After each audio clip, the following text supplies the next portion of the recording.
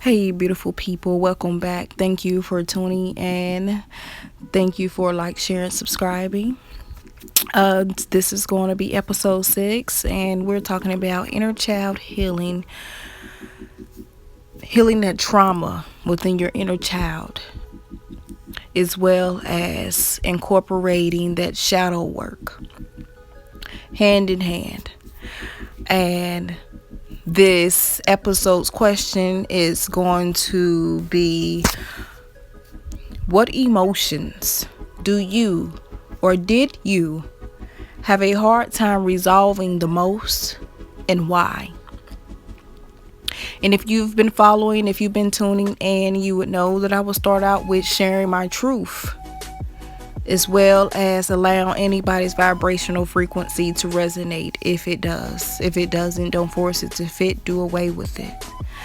I would say for me, through all my life experiences and healing my inner child trauma, as well as doing this shadow work, I would say for me, the emotions I had a hard time resolving was my anger.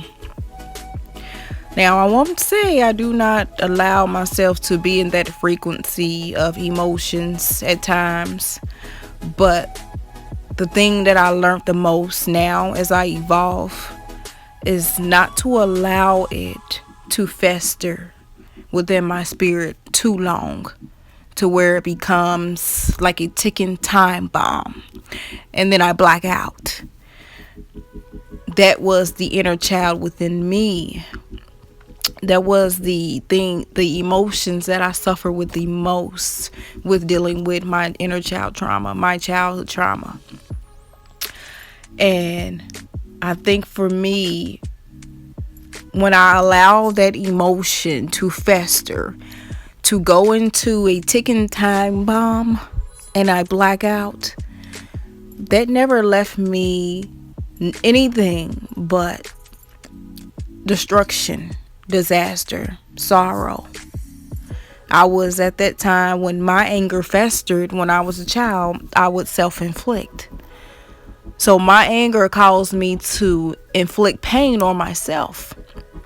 And then when I grew into my teen and then early adulthood, it was like, okay, what can I do next with dealing with my anger versus self-inflicting with, razors or whatever I can get my hands on that was sharp, that would inflict into my skin to decrease the amount of anger I felt during that time, and I didn't feel, the pain with inflicting on my flesh, okay, I should say.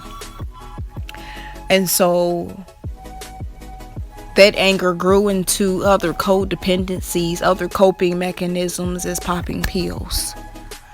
And so popping pills became a solution, a mechanism that I utilized to cope, to be numb to feel more relaxed so things wouldn't bother me. So when I allowed that anger to fester and take control over me and take control over my mental, it didn't do anything but leave scars.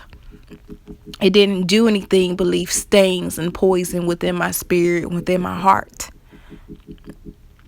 So when we allow that anger to build and build and build and create a war, create a bomb, create a electrical spark in the worst way, it don't do anything but lead us down the road of destruction. But those road of destructions and disasters become a lesson if we learn and if we release, and then we let go and realize, okay, why are we utilizing this to cope when we're dealing with our anger? Why am I utilizing this and doing this to cope? To be able to run away from what I feel instead of actually resolving it. Instead of actually thinking about a healthy solution to whatever the problem was that caused this emotion to create an uproar within me. Okay. So we as an adults, we all deal with different emotions.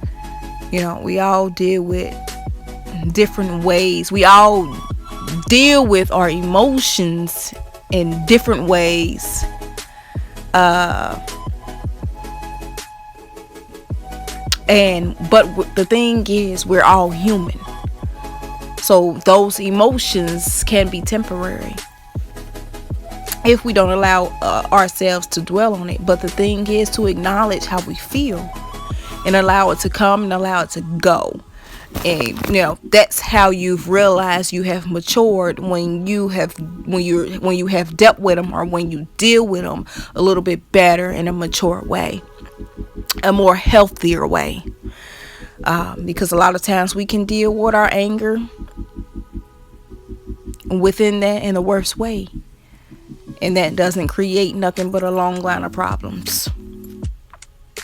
Like I said before, if we allow it to fester, it just creates a ticking time bomb within us. So the question would be, why allow it to fester? Why allow it to build up? We have to point out, what is the reasoning behind this emotion I feel?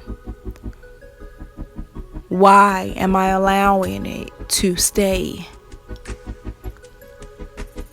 What am I avoiding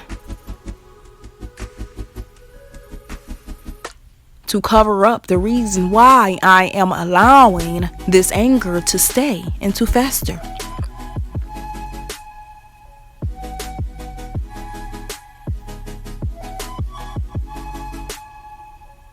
Through this anger comes with sorrow, pain, and fear.